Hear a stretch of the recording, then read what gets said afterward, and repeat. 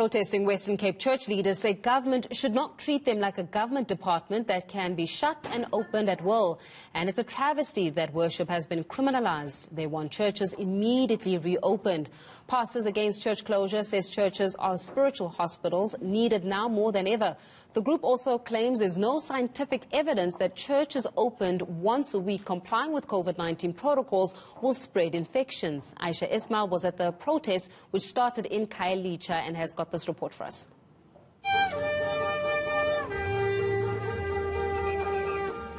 Religious leaders calling on their flock to stand together to force government to reopen places of worship.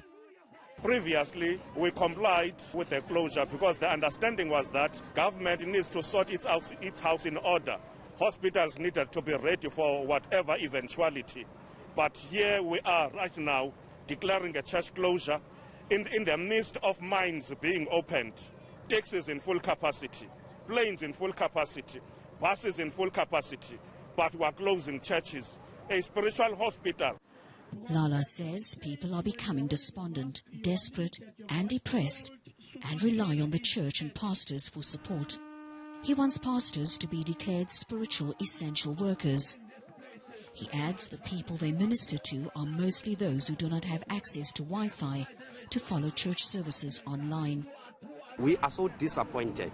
We are ashamed of the government that is leading us, that have criminalized worship. At the current moment, if we were to gather and worship peacefully and worship God, you are criminalized, you are being threatened that you can be sentenced to 6 months. Under adjusted alert level 4 regulations, all places of worship have been shut for 14 days, and it's a criminal offence not to adhere to the regulations.